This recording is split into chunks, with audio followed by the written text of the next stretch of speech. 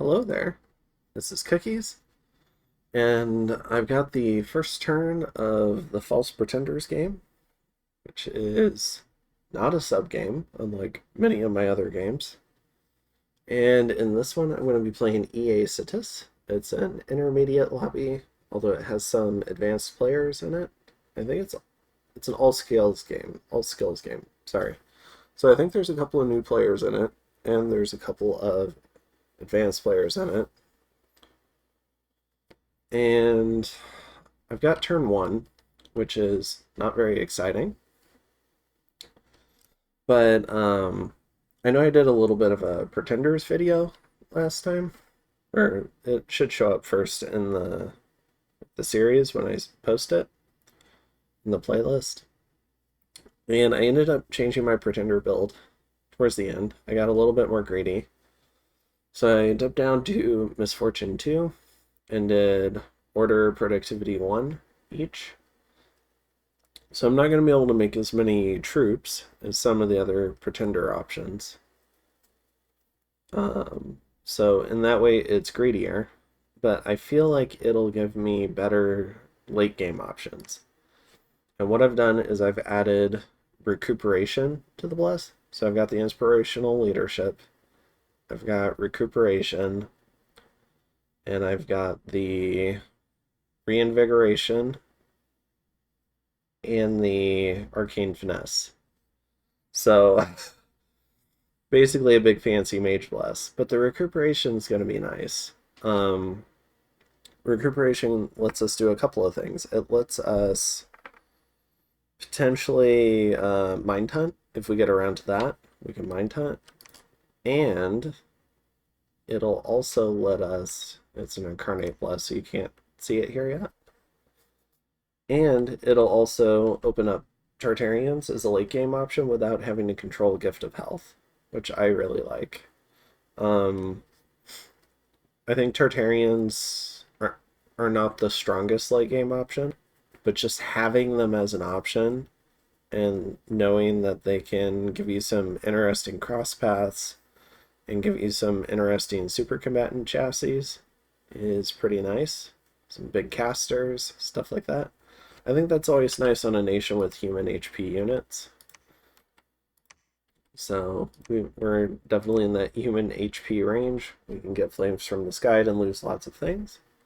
But anyways, here's our first turn of recruitment. We're going to get a high priest. This is so we can start the temple training immediately, get our free snakes. And we've got a number of lizard warriors and a handful of slave warriors. And that's because we don't have a lot of resources yet. So this starting army is kind of garbage, so I can't blind expand. So I'm going to take those new lizards, combine them with Gilgamesh here, and see where we can strike out. In terms of research, we lucked out. We got Thom 2 to start off the game. So this is going to make it a little bit easier to run down to Thom 5. And with Thom 5, we can do Soul Slay Communions, which should give us an option against like Yomi Dione or certain elves. Although elves tend to have higher MR, but we do have an Arcane Finesse Bless. So we can counteract a little bit of that. And then hopefully, so that's another little aspect of it. And then I'm hoping then we can run down to Enchant 5 and go get our Horde of Skeletons and really turn on those Sauromancers. Start chasing like Foul Vapors, and then go down to Enchant 7, get Serpent's Blessing, start doing all the fun statist things, but I like the idea of opening things up with a untraditional opening. I'm curious to see if it's just dumb, like you just go Horde of Skeletons, or it's dumb, or if this can be somewhat viable. I think this lobby has enough skilled players in it that I can kind of test the viability of it. So I'm really curious to see how this build does. I'm fairly doubtful that anyone's ever tried to run something like this, just because of the inspirational. I don't think that's a very common bless, and now I've chosen it for 2 out of 3 of my games. So I'm not. I keep choosing it, but and last time it didn't go well. But we'll see if this time is different. I'm kind of wondering if it's an underutilized bless option. Is kind of what I'm wondering. And that's just because attack skill is so good. So yeah, and having that pretender will open up a lot of stuff too, between the high nature, high earth, high astral, and high fire. So that'll be good to do on this nation as well. This nation can pretty easily break into nature with the nature randoms on the Sauromancers. But it'll be kind of nice having high nature early. It opens up the possibility of not running down Conjuration so early and still having a decent nature mage, and maybe we can put up like a, I don't know, like a surprise Mother Oak, surprise some people, something like that. So I guess the next important thing to talk about is geography. So we can see the underwater, it's Therados and Pelagia. I don't know where they are, but they're going to be doing the underwater knife fight. It's theoretically favored to Pelagia, but Dominions is a funny game like that, where you can build around your opponent. So I'm curious to see how Therados does. Additionally, our geography is a little bit weird. So our eastern or western portion has a lot of caves. Our eastern portion has a lot of wastelands and mountains. Mountains kind of get in the way. And then our center is a lot of forests. So unfortunately, the periphery has all the nice farmlands. So we've got 2 farmlands to the east, 2 farmlands to the south, 1 to the west. This is in the northern person's area. And then nothing really up here. So the plan is we're going to check out the Endies in these 2. And then we're going to beeline for either these 2 or these 2. Because we need, gosh, this nation needs gold. So we need to try and secure some gold. And in the process of that, hopefully we'll open up enough resources to start converting more from the lizard warriors to the elite warriors. Or slave warriors, whatever they are. Yeah, slave warriors to elite warriors. So that's my thinking there. This pond is kind of in the way because I want to be expanding here and I want to be expanding here. To go from here to here, I either have to go through this throne or come all the way back around. And there's like this land is going to be valuable because it's going to have gem income, but it's not valuable to me right now. I can't really make use of gems yet. So I need to get to these farmlands, and this pond makes it extremely difficult. Fortunately, I can swim over this, so at least I have that going for me. Now, in terms of who our neighbors might be, I did take some notes on different starts, and we've got 2 mountain start nations, I think, which is Yomi and Kalem, and we've got 2 mountain starts next to us. So as we're expanding, we potentially need to watch out for running into birds, because they could come from either direction. So that's a thing. Additionally, there's some, what were the other nations? So we've got an Agartha. So I think Agartha is here. I think this is Agartha. It's a cave start. We've also got a 1, 2, 3, 4, 1, 2, 3, 4. So this is probably Hinnom because it's a wasteland start. And everyone's going to know this is me because I'm the only swamp start. So I'm already a known quantity on the map. Um,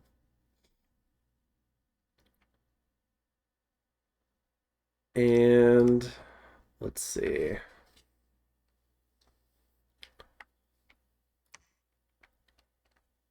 And then we've got,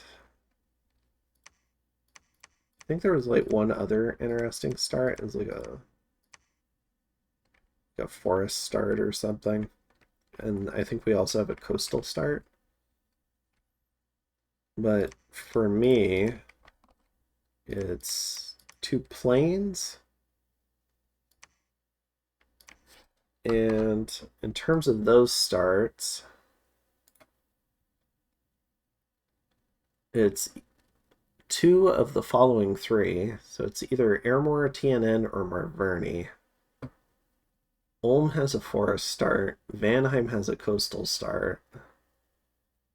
Then we've got 2 water starts, 2 mountain starts, and a cave start. So we already have a pretty good idea on our neighbors, I think. But we're still going to try to expand. We know we have a very solid chance. We know we're guaranteed to border a human nation. It's either Airmore or Marverny in like one of these 2 areas. We know we have a very good chance to border TNN, so elves. And we know we're guaranteed to border both Yomi and Kalem. And all 4 of those players will know that I'm here. I'm Satis. We still which means if somebody wants to rush us, they know exactly how to plan it because they can see all the geography and they know where we start. So that's a little unfortunate.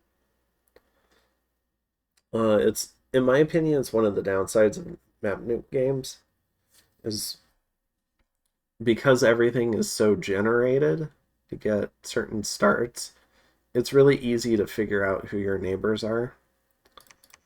So yeah, we've got demons and birds in either of these spots. And then we've got either humans and humans or humans and elves in these other 2. And then I think it was it Agartha between them. So Agartha's like, so I should reach out to Agartha and see how they're doing. They could make a good natural ally for now. Should reach out to Hinnom. The water fight is guaranteed, so it's just Hinnom, Agartha, and whoever the other nation is, either elves or humans. So good to know. I can plan around that. Potentially, I think Agartha is going to have a solid incentive because there's certain caves around the map. There's actually a lot of caves around the map. But there's a lot in this area, in my area. So I think Agartha could make a natural ally, but then if they take over this area, they're going to really want to bore into my area. Hinnom, I think, makes a perfect ally. Because we could try to go on Yomi together. Or Kalem, whoever's up here.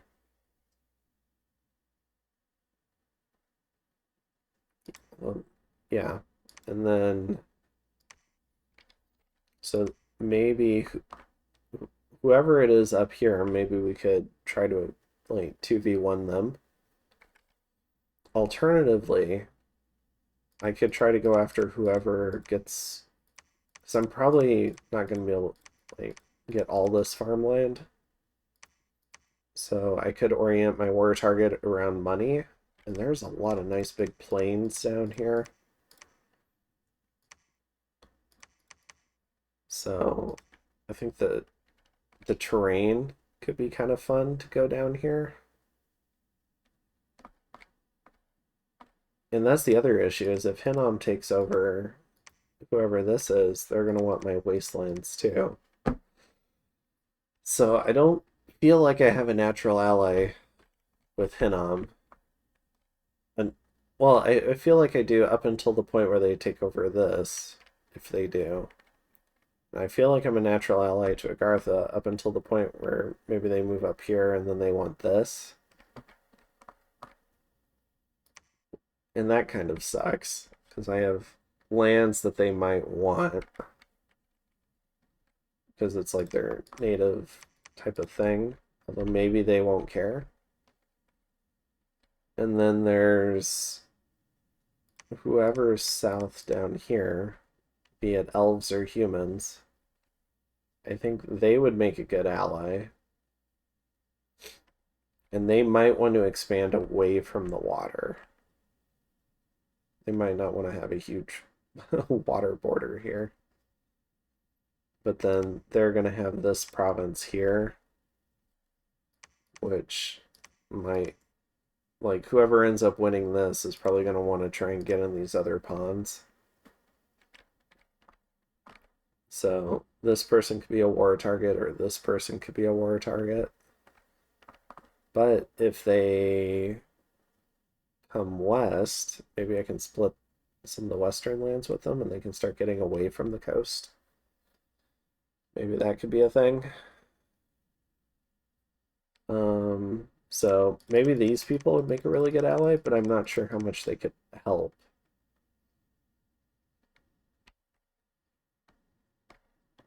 And then 1, 2, 3, 4. 1, 2, 3, 4. Yeah, and then there's no one in between. Okay. So it's like 3 rows of 4 is kind of what the map is. Some of the pros, so I think there's a lot of cons to this starting area as Citis. One of the nice pros, though, is I'm not next to all the water. So I don't have to deal with the water nations, which means I can trade with the water nations. I can work with the water nations. I don't have to care about what happens in the water, at least for a good long while. Unless I come up here, or I come up over here. So maybe if I can get peace with the birds and Yomi, then maybe I can expand south. And maybe I can work on expanding west. And I can try to build like a central empire away from the water. And then I don't have to deal with water shenanigans. That could be fun. Alright, so I haven't really done any Diplo yet. I'm kind of waiting to see how expansion works out and before I try feeling out the players. I could end up, because of this crappy terrain, I could end up having really slow expansion, especially since I need to try and focus on these 4. I could try to run out to this one, but I think that's difficult because, I mean, these 2 provinces are nice, but I don't know, trying to run through this could be difficult. Because this cave controls all the movement, which is kind of annoying. So it could end up being fairly difficult to get out here. But it should be doable to get into at least one of these groups. So yeah, sorry for the long rambling thing, but hopefully that kind of explains my thoughts. I haven't done any Diplo yet in the game, which might be a mistake. Maybe I should open up with more Diplos sooner, especially since I know some of the nations. And like I know Caleb and Yomi are these 2 starts. So I could start trying to Diplo them and trying to figure out maybe like a border or something. Calum is, unless he sends scouts here, if this is Calum, and even if it's Yomi, like, Yomi would have to go through the forest, the wasteland to get this stuff. Like, that's going to be hard for him to get to. Calum could bird this. They'd probably want to scout it first, and they'd have no retreat routes.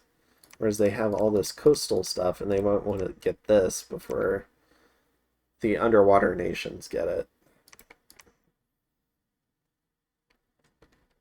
Similarly up here, if Calum is up here, they have a lot of nice land here, but they might not want to travel down into these wastelands and forests and caves. Yomi, though, would probably love to get into these caves. Wouldn't care about the wastelands. Their troops don't care about eating.